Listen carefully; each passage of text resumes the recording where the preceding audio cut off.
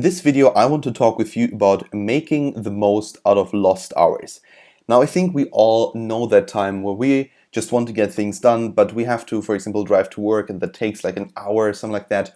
Or we are in the train, which takes 30 minutes, 40 minutes, and we think, I have to go to work an hour there, I have to go 1 hour back, and I don't want to waste that time.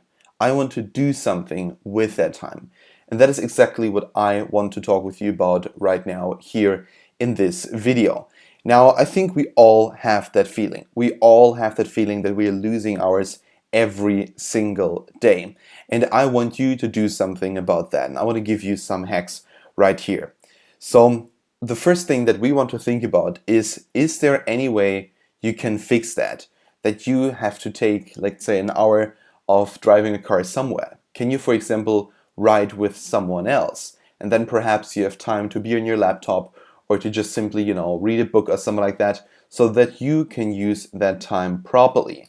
Now, for example, you can have like a little driving community and every day in the week, let's say you have 5 days that you have to work, everyone drives every week one time. And the rest of the time, everyone can basically just sit in the car and do whatever you want to do. And actually, I would really show them my incentive. I want to show them that I want to use the time when I'm in the car productively, whether it's being on the laptop, whether it's being, on the phone, having calls or something like that. That is one of the greatest ways how you can save up more time and just simply get more done in the same amount of time. Now, the problem with wasting a lot of time is just simply that it will be gone. Time is an asset, and as soon as the asset is gone once, you have no way to get it back. And that is also why I really am furious when I lose time. I really want to create as much things as possible. I want to write books, I want to give speeches, but I know that my time is limited and I really try to use my time. Not in the sense that I'm really stressed out. No, that is not what I want to do. I rather just simply want to get things done in the time that I have and just simply also be relaxed at the same time and have a good life.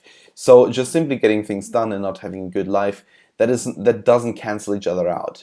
The only thing that you really want to make sure is just that you get things done and afterwards that you can do whatever you want to do. So in the end, that when you do the calculation, you will actually get more freedom out of it.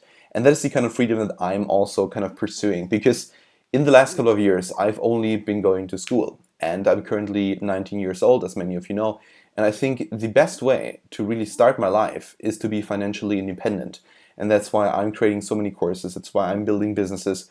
And really, I achieved that. So I want to achieve it even more in the sense that I want to be 100% sure that there's no way that I ever have to work again. And that is basically the thinking that you should have as well.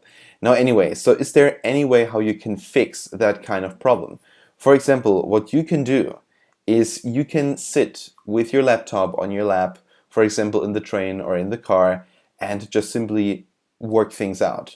Or for example, when you're sitting in a train and you're sitting in a car and you have a book with you or reports that you have to read or you have to do calls, then why don't you do that in that time?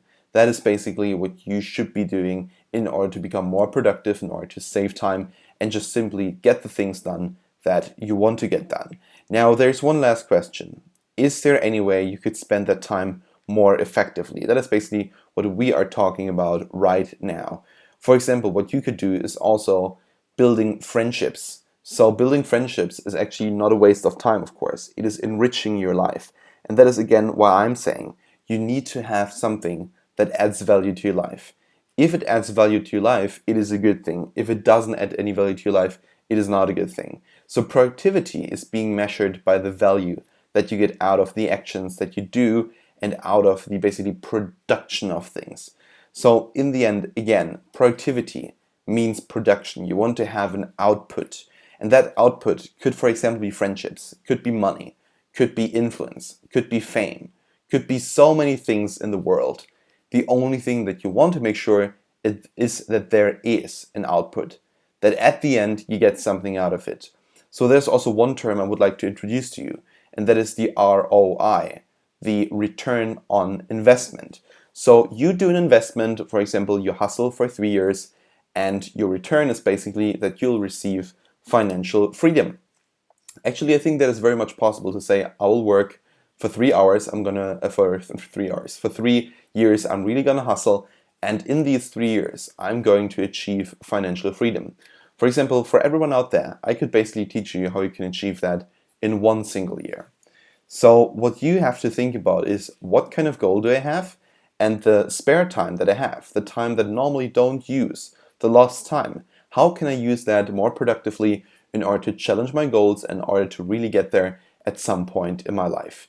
So think about that. Think about building your brand. Think about really doing what you want to do, accomplishing things that you want to accomplish. And in the end, if you have the desire and you have the willingness to put in a lot of work, you will find a way how you can become productive even in the lost hours.